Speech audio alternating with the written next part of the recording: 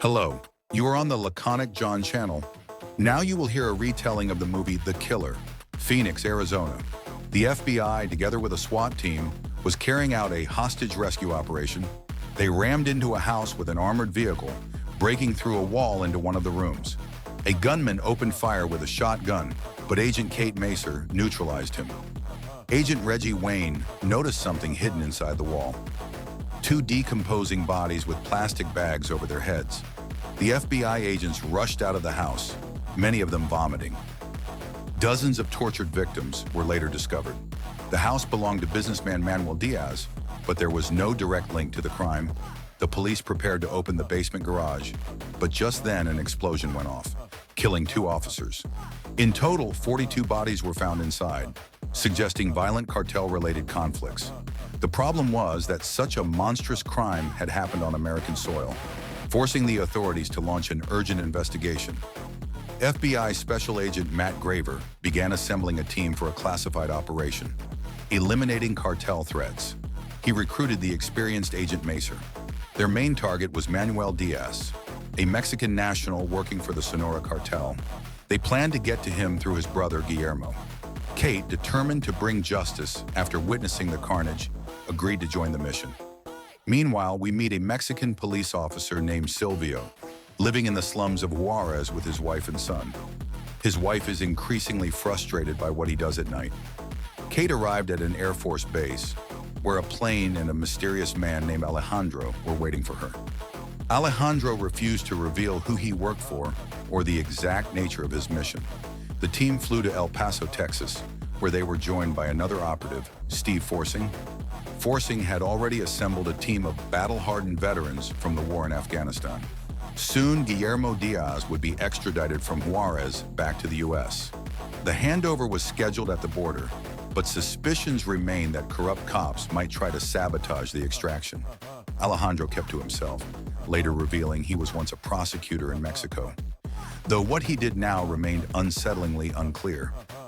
Graver trusted him completely and instructed Kate to do the same.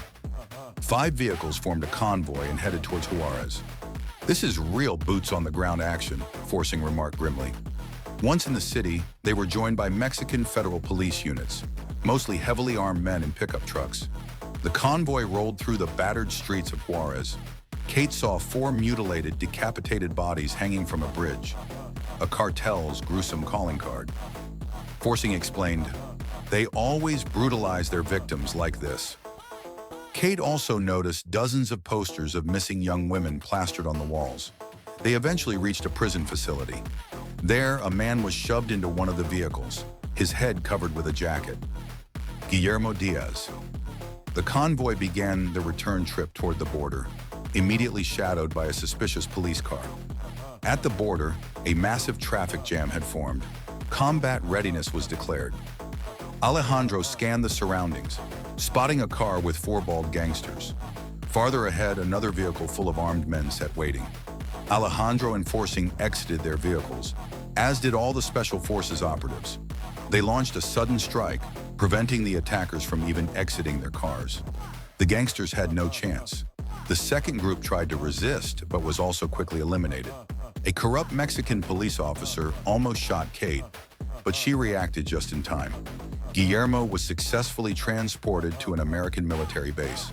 Kate was stunned by the unit's ruthless tactics. They had turned a crowded area into a battleground. Graver calmed the shaken agent and proceeded to interrogate Guillermo. Pretending not to speak English, Guillermo resisted until Alejandro entered the room and threatened him with brutal methods. Everyone except Graver left the room, and Alejandro promised Guillermo he was about to experience hell on earth. "You're wasting your looks at me," Alejandro sneered in Spanish. "You don't speak English anyway." He then began the torture session. Later that night, one of the soldiers invited Kate to the rooftop. From there, they could see the city of Juarez lit up by gunfire and explosions. The operation had stirred up a real hornet's nest. Kate's partner wasn't allowed onto the base, so he remained outside as a driver. Meanwhile, in Arizona, a large group of illegal workers from Mexico had been detained. The team singled out those who lived in the small town of Nogales for further questioning. Kate and her partner demanded to know what was really going on, or they would walk away. Finally, Guillermo confessed. There was a secret tunnel connecting Mexico to the United States, used daily to smuggle massive quantities of narcotics.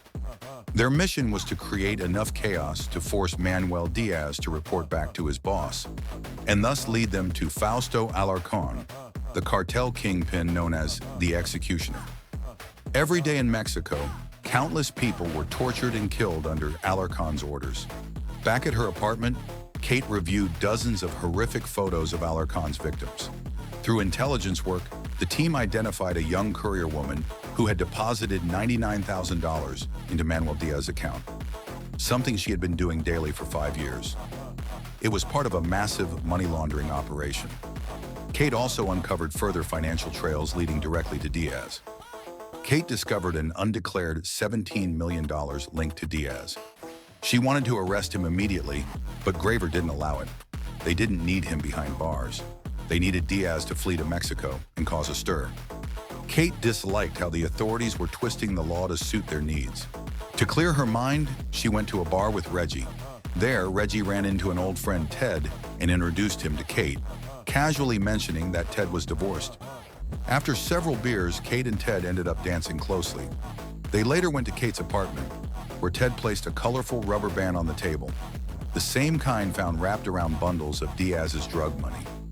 Realizing the danger, Kate panicked and reached for her gun, but Ted, being a cop, easily disarmed her. He dropped the act and began strangling her, muttering that it was her own fault. Out of nowhere, Alejandro appeared and saved her. He told Kate bluntly that she had been used as bait and had set herself up. Reggie was shocked. He had thought Ted was a real friend.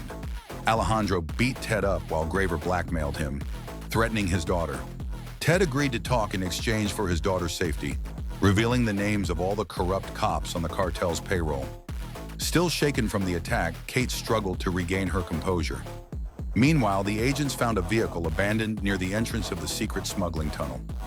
Meanwhile, Silvio, the underpaid Mexican cop, tried to find time to play soccer with his son, but couldn't, as he kept an AK-47 hidden in his bedroom. Eventually, Manuel Diaz was summoned by the cartel boss. The special ops team prepared for an assault on the couriers transporting drugs through the tunnel. Graver finally admitted why Kate and Reggie were involved. By law, the CIA could only operate within the U.S. borders if they worked alongside FBI agents. Essentially, they were being used as legal cover. Despite the revelation, Kate decided to see things through. It was clear that the real objective of the mission remained hidden from her. Corrupt Mexican cops were responsible for transporting the contraband to the tunnel, including Silvio. The special forces, equipped with thermal imaging and night vision, moved towards the tunnel. Alejandro reminded Graver that he would split from the team once the shooting started. The guards at the tunnel entrance were silently taken out with knives. When they emerged from underground, they removed their night vision gear and began a firefight with cartel members. The FBI agents who had stayed behind took a different route. During the chaos, Kate's rifle malfunctioned, leaving her with only a handgun. Hearing gunfire, Silvio started dumping the cargo from his car, hoping to escape. But Alejandro caught up to him. Kate tried to intervene, pointing her pistol at Alejandro, demanding he let Silvio go. Alejandro, unfazed, warned her to never point a weapon at him again, then fired a few rounds into her bulletproof vest, knocking her down but not harming her seriously. Alejandro then forced Silvio to drive to Highway 56, where Manuel Diaz was traveling. The Special Ops Group celebrated the success of their operation, but Reggie grew concerned when Kate didn't return from the tunnel. When she finally emerged, she and Reggie clashed, struggling to grasp the full extent of the mission's brutality. Alejandro, meanwhile, had his own plan. He wanted to dismantle the cartel structure by eliminating its leaders, believing that if the drug trade were consolidated under one family, it would be easier to control. Alejandro had no allegiance. He would work for anyone who would help him find the man who had destroyed his family by decapitating his wife and drown. Kate threatened to expose the illegal methods being used. Alejandro spotted a Mercedes and instructed Silvio to pull it over. Following Alejandro's commands, Silvio ordered Diaz to drop his weapon. Alejandro then made Silvio exit the car, knowing the cop would never get the chance to play soccer with his son again. He shot Silvio in the head and wounded Diaz in the leg. Alejandro forced Diaz to drive to the cartel boss's estate. When a guard approached, Alejandro took him out without hesitation. Upon reaching the mansion, Alejandro found Fausto Alarcón, the cartel leader, having dinner with his wife and 2 sons. Since the children didn't speak English, Alejandro and Fausto spoke in English. Alejandro coldly pointed out the hypocrisy of Fausto murdering entire families by night while sitting down to dinner with his own family. "Would your wife be proud of who you've become?" Alejandro asked.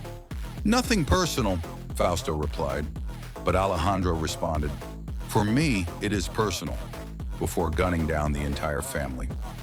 After letting Fausto briefly comprehend the horror, Alejandro executed him too.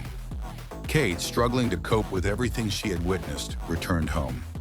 Alejandro appeared in her apartment and advised her not to linger on open balconies, saying she looked like a scared child, reminding him of the daughter he had lost. He handed her a document stating that the task force had operated legally. Kate refused to sign it until Alejandro pressed her own gun against her chin, making it clear she had no real choice. Reluctantly, she signed. Before leaving, Alejandro advised her to move to a small, quiet town.